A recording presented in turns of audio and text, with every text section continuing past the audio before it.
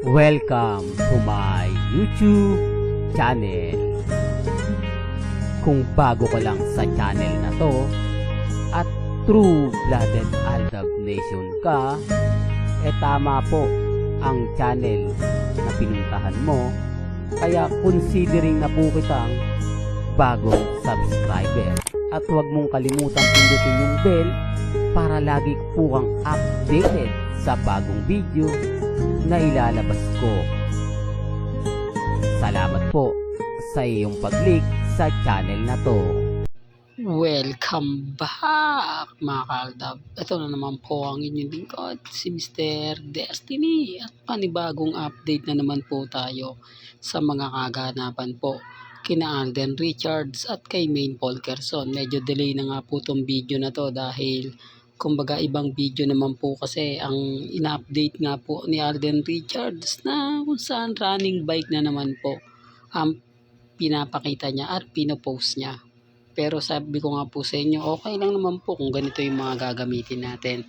Kasi ito po ay isa sa rason at dahilan na unti-unti na nga pong nakamit ng pangarap ni Alden Richards. Marami kasing nagre-react, marami nagko-komento na may ibang magandang babae nga po raw sa loob ng pinuntahan ni Alden Richards. Kaya sabi ko sa inyo, may mga bagay-bagay po na bantay sarado si Alden.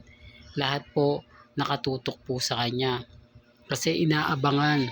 Hindi nyo masisisi yung mga ilang kritiko o ilang mga netizen kung bakit nga po yun ang mas tinitignan nila o mas pinapaboran nila. Dahil baka nga po daw matisod o mahuli nila ang babaeng tinutukoy nga po sa isang post sa social media na hindi naman po daw dinideny ni Alden Richards. Parang normal lang daw po kay Alden Richards yung mga kumakalat na ganun. Baka totoo naman daw po yun. Si Alden, si Maine, at si Catherine, sila po yung mga maraming issue na hinahayaan lang. Sila po yung tipo na pababayaan lang. Pero gaganti lang po sila ng mga post. Hindi katulad ni Catherine, ni isa walang ganti ng post. Di po ba? Hindi, real talk mga kaaldab, mas pinapaboran pa po nga niya yung mga nagpapakalat, mas kumbaga gusto niya. Hindi katulad ni Alden, nagre-react. Baka sabihin nyo, hindi nagre-react siya. Nagpo-post siya ng kumbaga pasaring. Yung tipong isang post niya na may gumagamit sa kanya. Di po ba na hindi natutulog ang Panginoon, etc. etc. Tapos magbibigay siya ng isang magandang mensahe galing sa Biblia na may pasaring pa rin. Ito yung sinasabi ko mga ka-Aldab. Alam ng Alden fanatics po yan. Hindi po nila madedeny yan. Kaya nga po yung mga nagsasabi sa akin o mga nagre-react na Alden fanatics, sinasabi po nila sa akin, tama naman si Mr. Destiny. Kaya lang syempre, hindi tayo kampe sa mga sinasabi niya na may relasyon si Alden, si Maine. Pero sa pagbibigay po ng update, hindi po tayo nagpapatalo, hindi po tayo nagpapadaig. Kasi lahat po ng mga update ni Mr. Destiny, lahat po ng mga sinasabi ni Mr. Destiny, sapul naman po. Gaya nga po ngayon, mainit ang bangayan ng mga fans ni Alden Richards at ni Catherine. Ikaw ba naman po itututok Ikaw ba naman po papanoorin mo nga po ba ng sabay? Siyempre isa, hindi. Although nauna na yung Pilipinas Got Talent, maganda daw po yan. Yung kay Alden, bago Di po ba? Mainit-init. At sabi nga po ni Alden, kumbaga sariling content o kumbaga real version daw po ito na wala pang nakakagawa. Kumbaga parang ang punto niya rito unang-unang gagawa ng ganito ang GMA Kapuso. At siya nga po daw ay yung magiging host na isa rin pong dance TikTok chorus. Kumbaga ginawa na po ito ni Alden Richards dati sa Itbulaga. Pero ngayon dito naman po sa GMA Kapuso. Kaya nga po raw isa ito sa rason kung bakit nagustuhan ni Alden Richards. Kung pagiging host lang daw po, hindi na, kasi host din po judge din po si Catherine sa kabilang istasyon. Bakit nga po ba mas tinapat ito ng Sabado o pwede naman po ng Linggo? Kaya nga po maraming mga katanungan. Marami nagsasabi na hindi panonoorin niya kasi kumbaga ganito ganyan. Marami naman nagsasabi na kumbaga two-timer daw si Catherine. Hati na po kasi yung opinion ng iba Hindi na po katulad ng dati. Hindi na to ganun kainit. Kung dati-rate, sinasabi nila yung Valentine's Day, di po ba, na magkasama yung kumbaga sina Catherine, tapos may mga kumalat na mga issue. Si Alden lang nagre-react lagi, si Alden lang nagko-komento, tapos nagsalita siya na kumbaga hindi lang masyado naintindihan ng mga tao, mali lang yung pagkakaunawa nila o pagkakaintindi sa sinabi ni Alden na keso ganito dahil sa relasyon nila ni Catherine. Pero sa bandang huli, mga kaaldab, di po ba inamin niya rin na wala po talagang relasyon sina Alden Richards at si Catherine. Ang problema lang naman po kay Catherine, hindi siya nagsalita, hindi siya nag-react, hinayaan niya lang na umingay, hinayaan niya lang na kumbaga pag-usapan.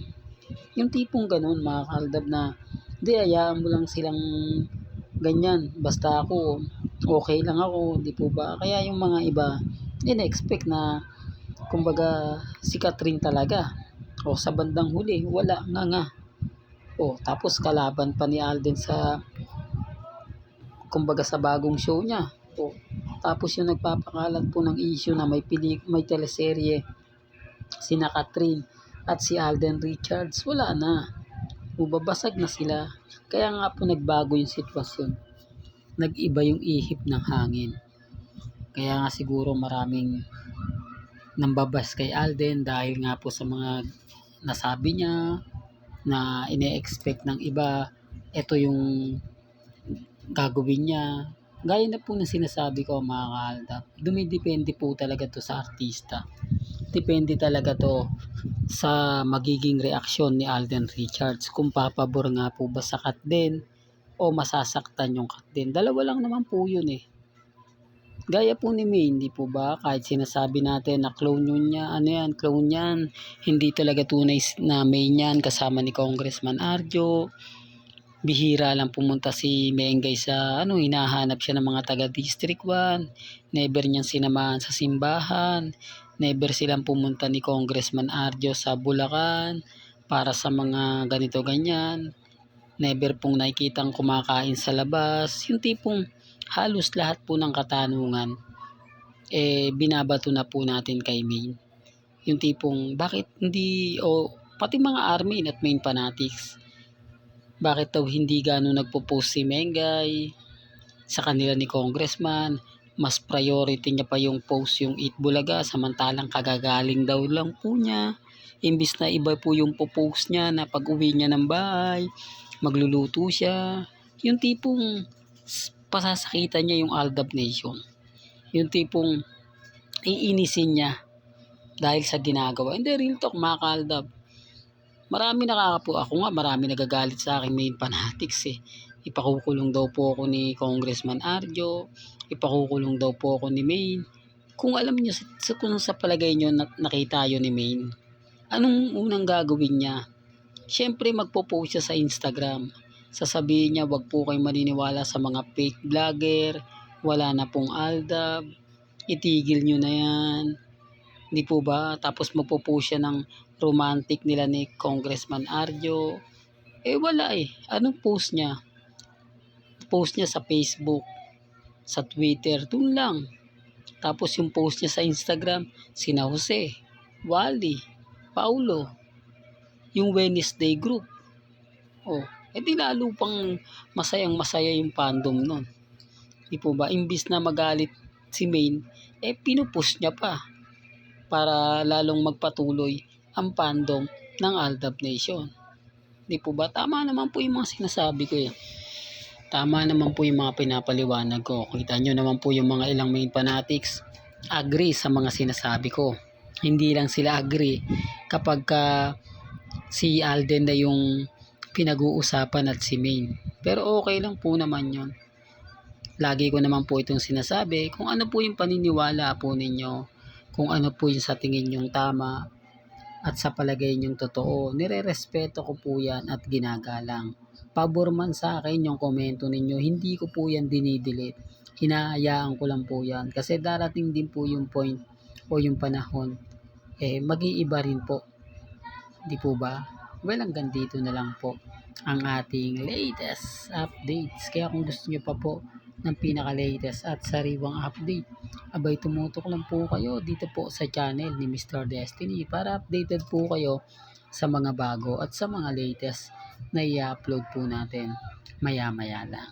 Kaya kung bago ka lang sa channel na to at isa kang true-blooded Aldab Nation na nagmamahal kina Mengay at Tisoy, tama po ang channel na pinuntahan mo, kaya consider na po kitang bagong subscriber. At huwag mong kalimutang i-share ang mga video po natin sa mga mamis, sa mga titas, at sa mga senyor.